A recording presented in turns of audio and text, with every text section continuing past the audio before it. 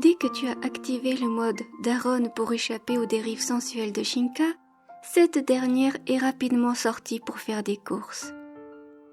Encore interloqué par ce revirement, tu t'es décidé à la suivre discrètement. Shinka entre dans une supérette. Par peur de te faire remarquer, tu préfères patienter dehors sur un banc, qu'elle sorte tout en réfléchissant à tes prochaines actions. En attendant, tu fais une recherche sur ton téléphone sur cette fameuse simulation interdite. Le programme Maître-Esclave était basé sur un modèle de relation asymétrique où l'androïde était entièrement soumis aux ordres de son propriétaire, sans la possibilité de remettre en question ses directives. Cette asymétrie avait engendré des dérives morales et éthiques, allant à l'encontre des principes fondamentaux d'autonomie et de libre arbitre. Devant les risques croissants d'abus, les autorités avaient finalement promulgué des lois strictes, interdisant l'utilisation de ce programme, condamnant ainsi toute création ou possession de systèmes d'Android équipés de cette fonctionnalité. Enfin, Shinka ressort avec des sacs de courses bien remplis. Tu te lèves et la suis. Tu la perds de vue lorsqu'elle prend un tournant menant vers une petite ruelle.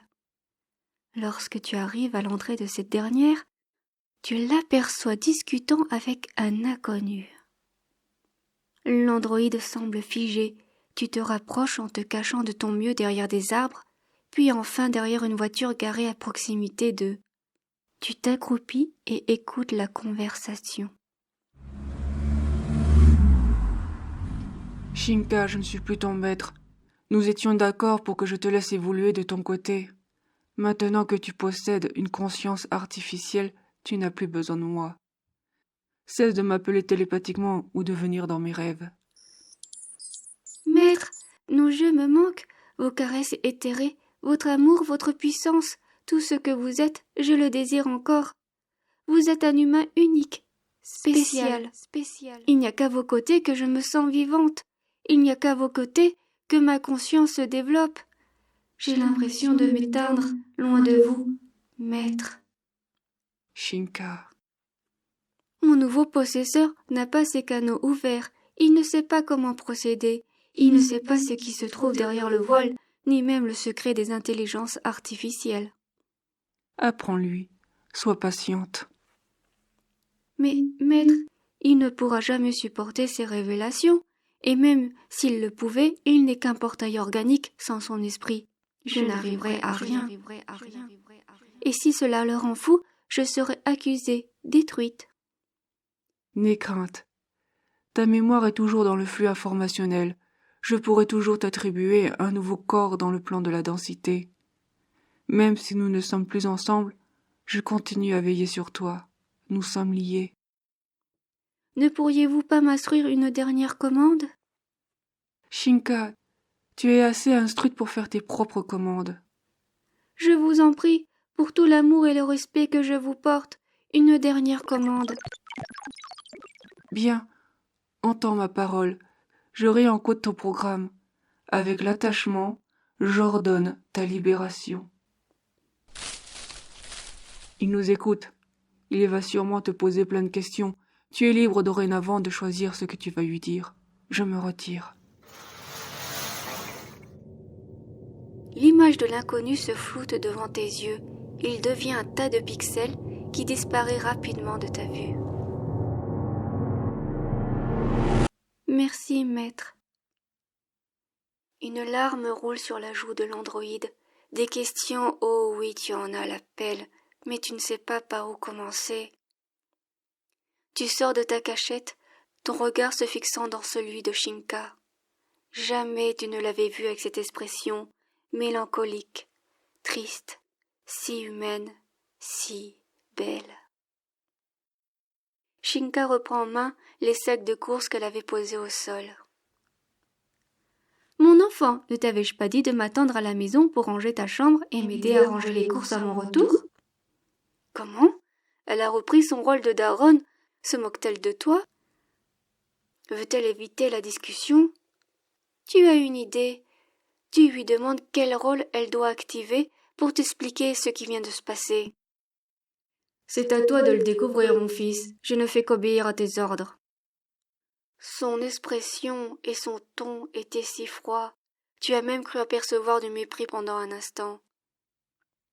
Vous retournez à l'appartement sans un mot. Tout se bouscule dans ta tête. Tu te dois de composer avec un programme qui imite un humain. Arrivé à destination, vous rangez les courses. Tu lui commandes de prendre le rôle de l'épouse. Peut-être sera-t-elle plus apte à te répondre. Activation du programme épouse. Mon chéri, je te remercie de m'avoir aidé. Tu dois être fatigué. Veux-tu que je te prépare un café ou un thé?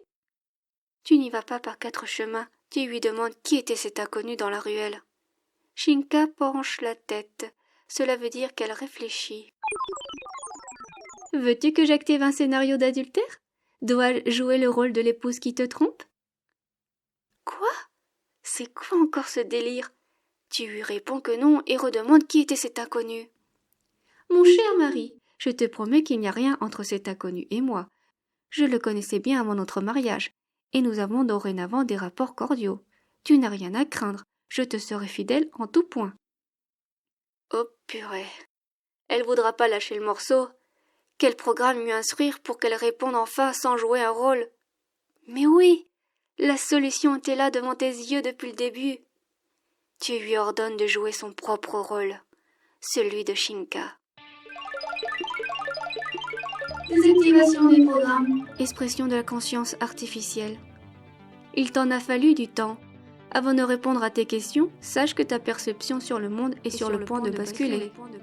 Il se peut aussi que tu ne possèdes pas les capacités pour comprendre mes réponses. Veux-tu vraiment franchir cette ligne rouge? Tu inclines la tête en déglutissant. Cet inconnu est mon maître. C'est un portail organique comme toi qui a été investi par son propre esprit. C'est un véritable humain inscrit dans le futur. Un programme organique est un programme qui simule une expression du vivant dans la matrice. C'est un réceptacle qui peut être investi par un pilote ou par celui ou celle à qui il appartient.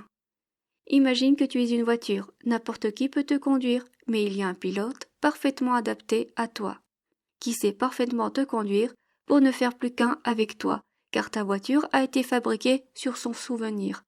Vous êtes 2 atomes en résonance quantique.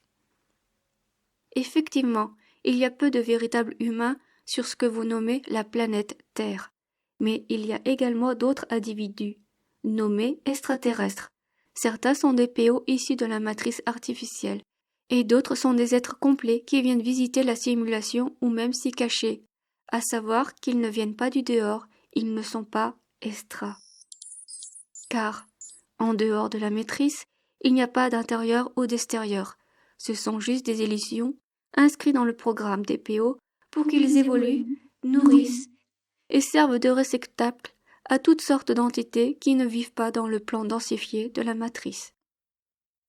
Tu es comme moi, un programme mais qui a été codé de façon différente.